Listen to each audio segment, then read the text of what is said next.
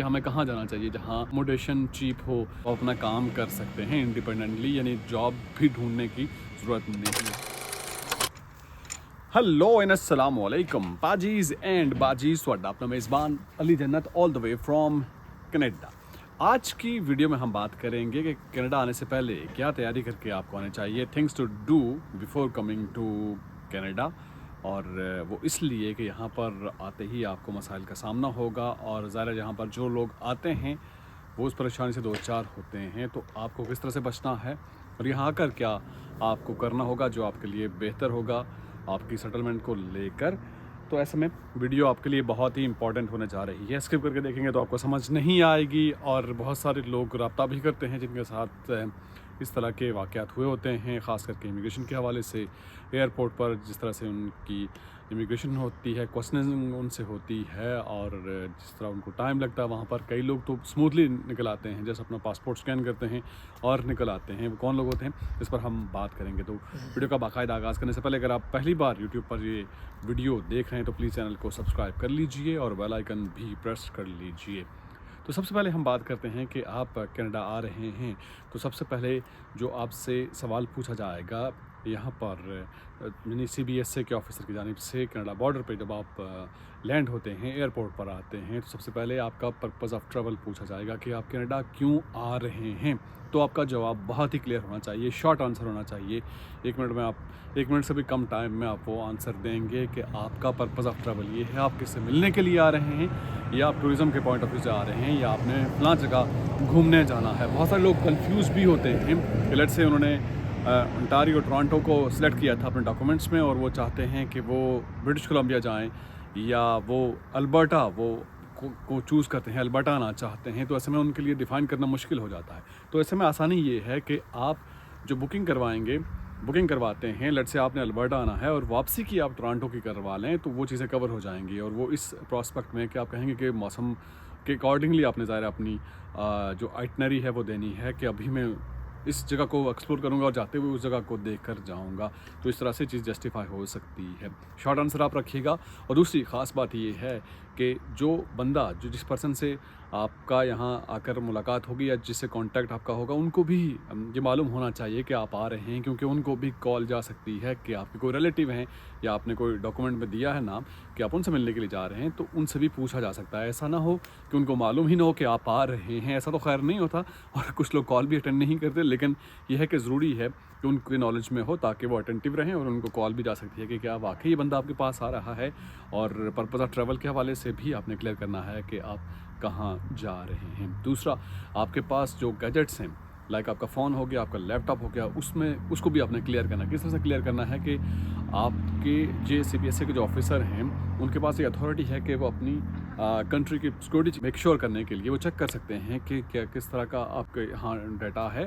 तो उसमें ऐसा नहीं है कि आपने गूगल पे सर्च किया हो कि how to change work permit, visit visa to work permit, ठीक है, और ये किसी से कंसल्टेंट से आपने बात की हुई है, वो रिकॉर्ड है आपके पास, या वो व्हाट्सएप के ज़रिए ये वॉइस नोट हैं, तो वो चीज़ें क्लियर होनी चाहिए, क्योंकि वो तो स्कैन कर सकते हैं, उनके पास तो अथॉरिटी है कि अपनी सिक्योरिटी को मेक श्योर करने के लिए कि आपके पास क्या क्या चीज़ें हैं, और वो जस्ट स्कैन करना होता है, वो सारी चीज़ें सामने आ जाती हैं, और उसको भी आपने क्लियर करना है ताकि आपके गैजेट्स में किसी किस्म की इस तरह की कोई इन्फॉर्मेशन ना हो। और ऐसा कोई सारा पर्पज़ तो ये होता है कि चेक किया जाए कि कहीं कोई क्रिमिनल एक्टिविटी या उस तरह का कोई चीज़ें तो नहीं हैं। लेकिन आपकी इस तरह की अगर कोई चैट है या कोई बातचीत है या कोई सर्च आउट किया हुआ है, तो उस चीज़ को भी आप क्लियर करिएगा। फिर अगला सवाल आता है कि आपके पास पैसे कितने हैं, आप कितने पैसे जेब में लेकर जा रहे हैं। तो जो आप ट्रैवल कर रहे हैं, जितने दिनों का आपने ट्रैवल प्लान दिया हुआ है, लेट्स से 2 वीक्स का है, तो 2 वीक्स के लिए भी आपके पास लाइक जो कैश मनी है या आपके पास जो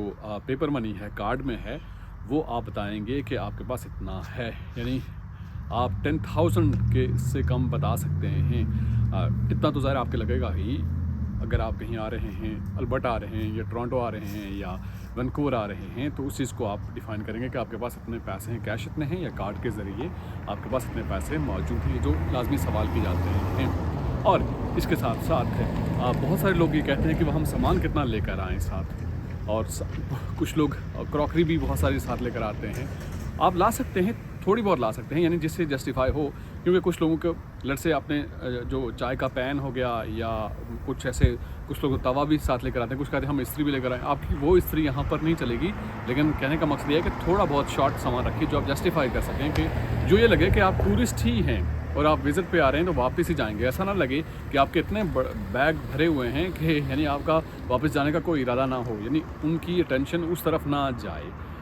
तो इस चीज़ का भी आपने ख्याल करना है कि ज़्यादा सामान आपके पास ना हो, और ख़ास करके आने से पहले आप ज़ाहिर है ये देखेंगे कि किस प्रोविंस का इंतखाब किया जाए। और बहुत सारे लोग ये भी सवाल करते हैं कि हमें कहाँ जाना चाहिए जहाँ उनकी अकोमोडेशन चीप हो, टैक्स कम हो, और इस हवाले से ज़ाहिर है बहुत सारे सिर्फ लोगों के जहन में ये होता है कि वो टोरंटो ही जाएंगे, ओंटारियो ही जाएंगे, या ब्रिटिश कोलंबिया जहाँ मौसम अच्छा है वहाँ जाएंगे, या ज़्यादातर लोग प्रेफर करते हैं क्यूबेक को। क्यूबेक तो चूँकि फ्रेंच प्रोविंस है, लेकिन इसके अलावा ख़ास करके जो अटलांटिक प्रोविंस है इनके बारे में भी आप थोड़ा सर्च कीजिए। यहाँ पर मौसम थोड़ा सा हार्श होता है as compare to British Columbia या बाकी जो ओंटारियो की हम बात करें, लेकिन रेंट और अकोमोडेशन को लेकर अगर आप अल्बर्टा आते हैं या किसी अटलांटिक प्रोविंस में आते हैं तो रेंट अकोमोडेशन वो चीज़ें, और ख़ास करके अल्बर्टा की ख़ास बात यह है कि यहाँ पर जो टैक्स के पॉइंट ऑफ व्यू से आपको जो GST है, गुड्स एंड सर्विसेज टैक्स, वो 5% है, वो पूरे कनाडा पर एप्लीकेबल है, लेकिन यहाँ पर जो प्रोविंशियल टैक्स है वो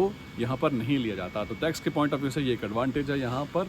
और ख़ास करके अगर आप मवाजना करें अल्बर्टा का ओंटारियो से तो आपको बहुत बड़ा डिफरेंस लगेगा, बहुत बड़ा डिफरेंस नज़र आएगा। अगर आप ब्रिटिश कोलंबिया से भी अगर आप मवाजना करते हैं तो ये देखिए कि आपका सपोर्टिंग सिस्टम कहाँ पर है।